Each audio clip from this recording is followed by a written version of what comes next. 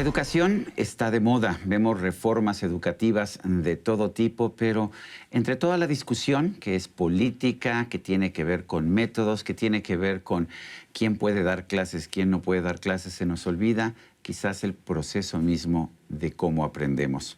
Para entender este proceso, quizás sea mejor ver algunas de las disquisiciones, algunas de las reflexiones que Pablo Boullosa nos ofrece en su libro El corazón es un resorte, metáforas y otras herramientas para mejorar nuestra educación. Pablo, gracias por estar con nosotros. Al contrario, Sergio, es un gran gusto.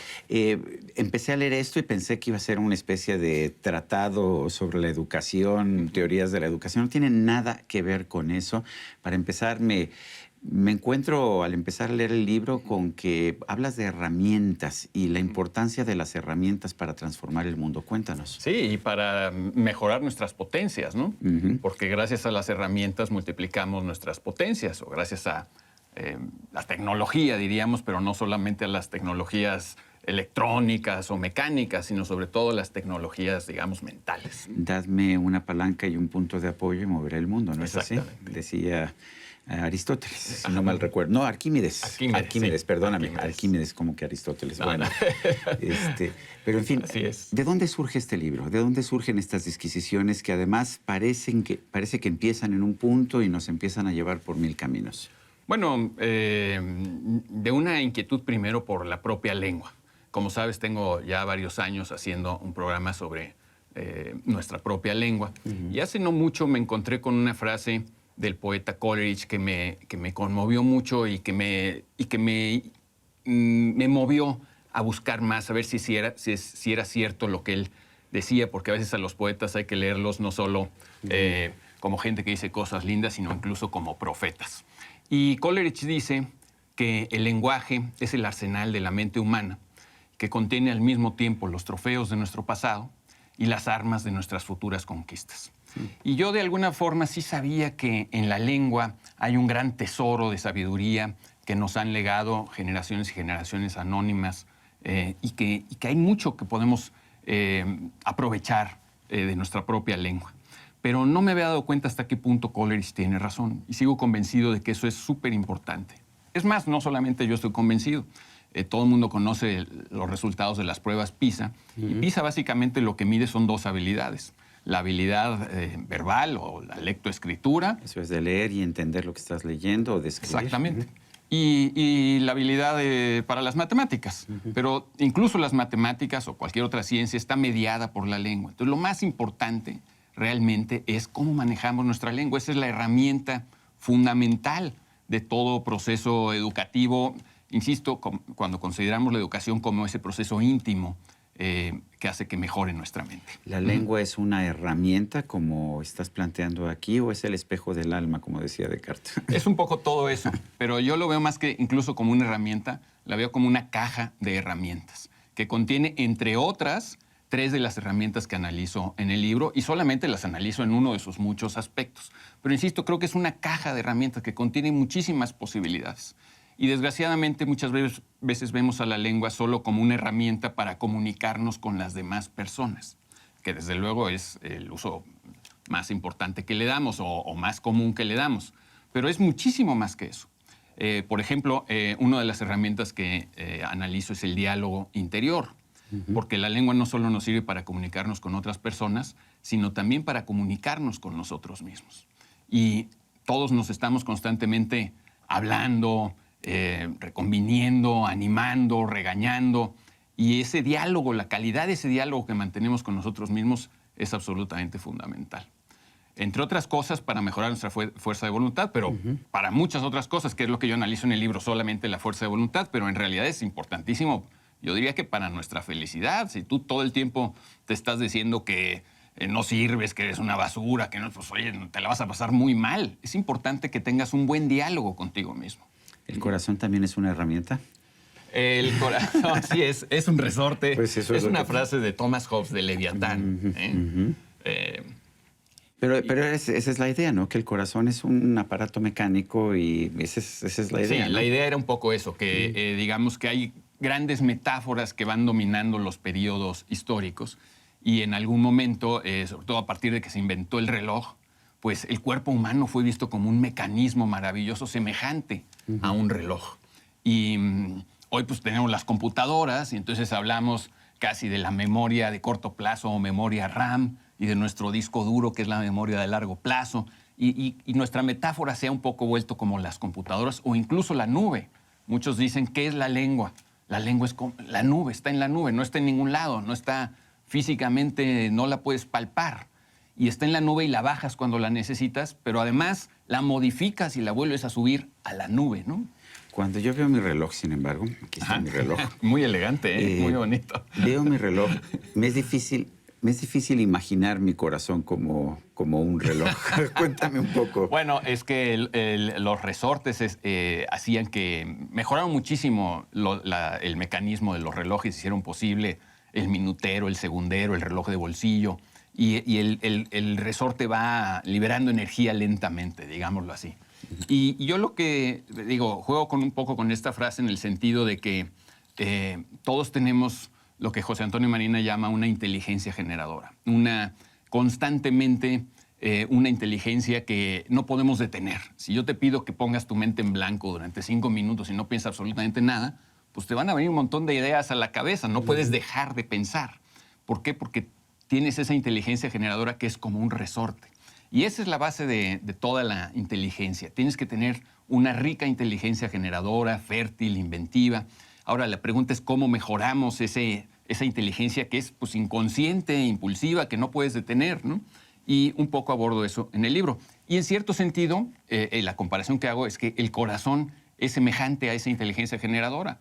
¿Por qué? Porque el corazón es un músculo que late y late y late. Inconscientemente no puedes pensar, quiero que mi corazón deje de latir, ¿no? Como un reloj de cuarzo, ¿no? Porque si es de darle cuerda, pues se nos va a acabar. Sí, exacto. Estás hablando de la inteligencia, de cómo es la inteligencia. Nos estás tratando de enseñar a comprender cómo es nuestra inteligencia. Hemos visto toda una serie de reformas educativas en México. Casi cada sexenio ha tenido su reforma educativa. Siempre nos dicen que ahora sí es la definitiva. Y siempre nos dicen que ahora sí van a dejar de memorizar a lo menso y que ahora sí va a ser participativa, etcétera. ¿Qué tenemos que hacer para realmente educarnos mejor? Mira, primero sí quiero aclarar que en el libro no hablo de los problemas sociales de la educación, eso me queda muy claro, etcétera. Y he pensado, me han hecho muchas veces la pregunta y realmente me he puesto a pensar en una buena respuesta en lugar de evadirla. Te voy a decir algo, yo creo que si hay algo realmente educativo que se puede hacer desde el Estado, es terminar con la impunidad.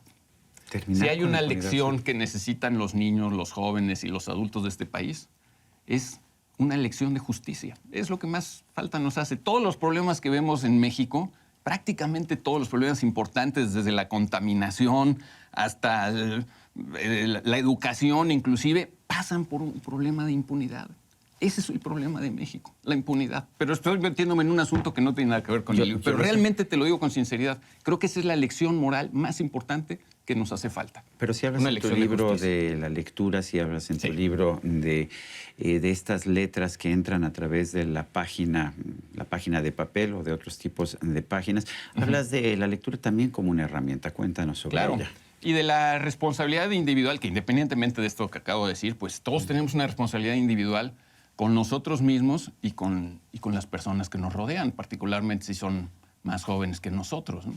Y en ese sentido, pues nuestra responsabilidad es la de tener un mundo mejor, la de alimentarnos de lo mejor. ¿Cómo nos cambia la lectura eso? Bueno, no solo la lectura, sino la lectura de los mejores libros es absolutamente imprescindible. ¿Por qué? Porque nuestro cerebro es un maravilloso organismo para procesar información, pero solo puede trabajar con aquello que le damos, con lo que lo alimentamos. Y no hay mejor alimento para la mente y para el alma humana que los mejores libros que se han escrito jamás, a lo que Schopenhauer llamaba la literatura permanente y a lo que nosotros llamamos los clásicos. Y en ese sentido, pues eso es importante. Cada vez que tomamos la decisión de alimentar nuestro cerebro con algo, pues estamos educándonos o dejándonos de educar.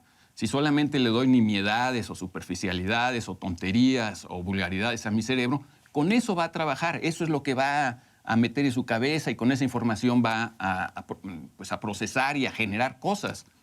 Y lo que necesitamos es justamente alimentar mejor nuestro cerebro con los mejores alimentos intelectuales posibles, pongámoslo Los así. seres humanos somos los únicos animales que realmente tenemos un lenguaje evolucionado. Hay ciertos lenguajes en las abejas, en las hormigas, en los delfines, pero realmente somos los únicos que tenemos esta herramienta que nos permite el diálogo. ¿Qué tanto la hemos aprovechado? ¿Qué tanto nos ayuda? ¿Qué debemos hacer con esta herramienta que nos permite, en este caso, dialogar tú y yo? No, muchísimo, pues es la esencia de la civilización, ¿no? Y es curioso porque el ser humano hace herramientas, pero luego esas herramientas hacen también al ser humano. Y nosotros somos siempre un proceso en construcción, siempre nos estamos construyendo. Por eso no puede uno pensar que su educación termina cuando se recibe de la universidad o de la preparatoria o de lo que uno alcance, sino que la educación es un proceso continuo de construcción constante y eso es importante. ¿Por qué, si hablamos para entendernos, por qué usamos metáforas?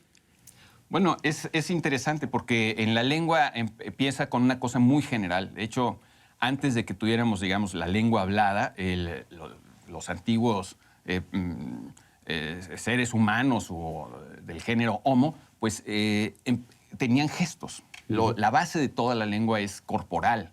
Incluso la lengua hablada, la mayoría de todas las palabras abstractas que usamos tienen una metáfora. Los italianos corporal. todavía usan las manos para la mitad Muchísimo. de lo que dicen. Y además, sin esos gestos a veces no entiendes lo que está diciendo la gente. Es uno de los riesgos del Internet, que la gente se imagina cosas porque no ve a la persona gesticulando, entonces no entiende cuál es el sentido de lo que Entonces la metáfora, ¿por qué? ¿De dónde surge? ¿Por qué es importante? Porque la metáfora es usar una historia para decirnos algo más. Sí, la imaginación en general es absolutamente importante, pero las metáforas en concreto, yo analizo en el libro, es como son absolutamente esenciales para la que es quizá la operación mental más importante de todas las que hacemos, que es la comprensión. Cuando pensamos en metáforas, pensamos en los poetas diciendo cosas lindas, pero no pensamos en ese momento en el que literalmente nos cae el 20, y casi siempre, cada que nos cae un 20 importante, es gracias a que hemos encontrado una metáfora adecuada que nos permite comprender. Pablo Boullosa, gracias por invitarnos a leer El corazón es un resorte. Sergio, gracias a ti de verdad por tu lectura y tu Gracias. generosidad. Y a usted, amigo televidente, que hace posible este programa, se lo agradezco también. Esto es todo por hoy, pero no se lo olvide. Nos vemos la próxima.